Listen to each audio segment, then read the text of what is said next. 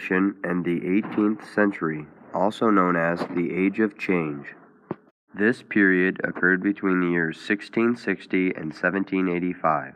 At the beginning of Restoration, King Charles II was restored to the throne. Charles's court allowed England's elite to pursue pleasure and libertinism. Around this time period, women gained more social power and soon began to appear in plays and began to publish literature. England, Scotland, and Wales were united as Great Britain by the Act of Union in 1707.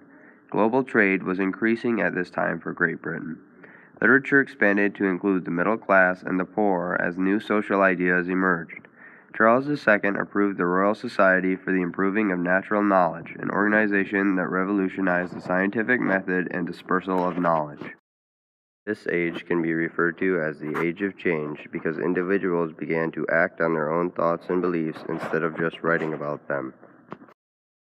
One of these new social ideas was politeness, a goal that was achievable by all social classes. Individuals also began stressing the importance of sentiment and sympathy. Monarchical restoration was accompanied by reopening of theaters and the restoration of the Church of England as the national church. In 1673, the Test Act was passed, forcing holders of civil and military offices to take sacrament in the Anglican Church and deny transubstantiation.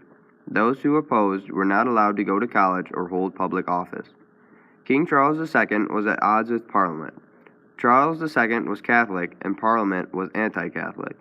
An event known as the Exclusion Crisis created the modern political parties, the Tories, who supported the king, and the Whigs, who did not.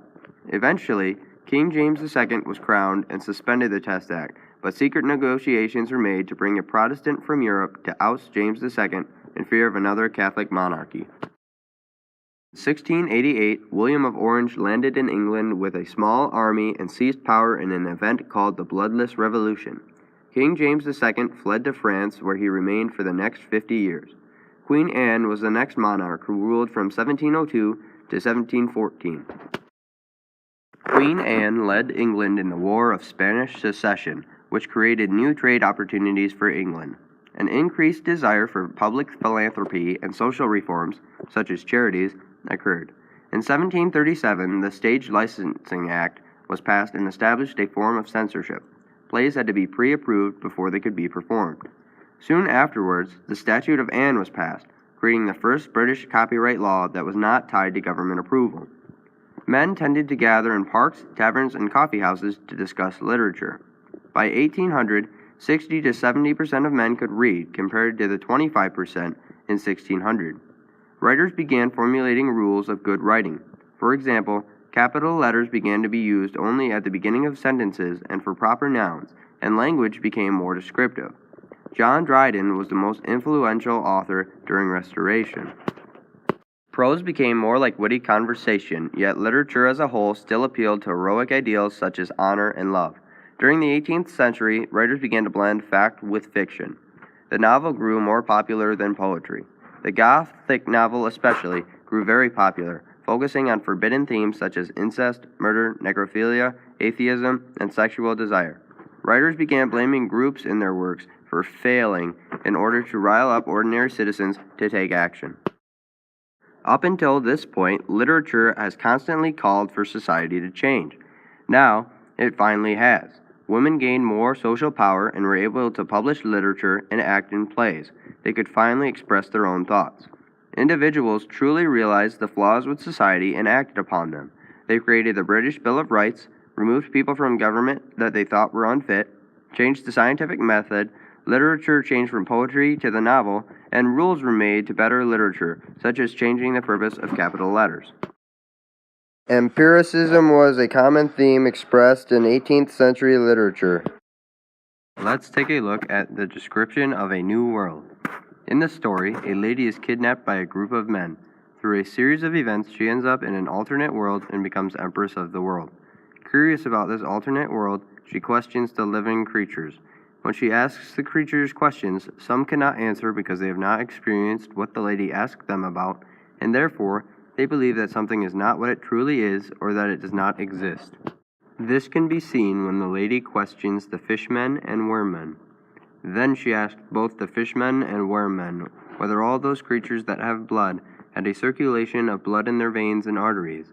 But they answered that it was impossible to give her Majesty an exact account thereof, by reason the circulation of blood was an interior motion, which their senses, neither of themselves, nor by the help of any optic instrument, could perceive. But as soon as they had dissected an animal creature to find out the truth thereof, the interior corporeal motions proper to that particular figure or creature were altered. I have a question for you all. Do all living things have blood?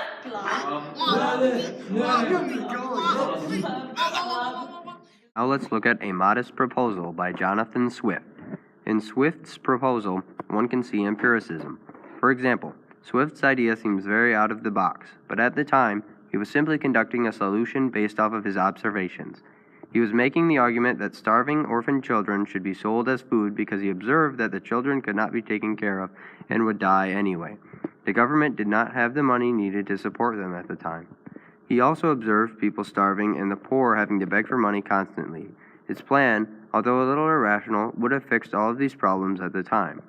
Swift took information from an American with experience, as it is shown in the following quote. I have been assured by a very knowing American of my acquaintance in London that a young healthy child well nursed is at a year old a most delicious, nourishing, and wholesome food, whether stewed, roasted, baked, or boiled. I am so hungry, I weep. I can help with you then, sir. Gee willikers, really? Yes. Well, thank you, sir. I'm mighty starving. Baby orphan, get over here.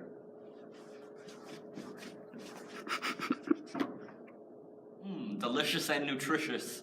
Finally, let's take a look at the preface to the Dictionary of the English Language by Samuel Johnson. Samuel Johnson decided to write a dictionary in order to set rules for the English language, especially when it came to spelling, usage, and pronunciation. Johnson uses quotes from the works of others to help explain the definition of a word and explain how it can be used. Johnson states in the preface of his dictionary that, having therefore no assistance but from general grammar, I reduce to method, establishing to myself, in the progress of the work, such rules as experience and analogy suggested to me. This shows that Johnson was relying on pure experience to write the dictionary. What's this word mean?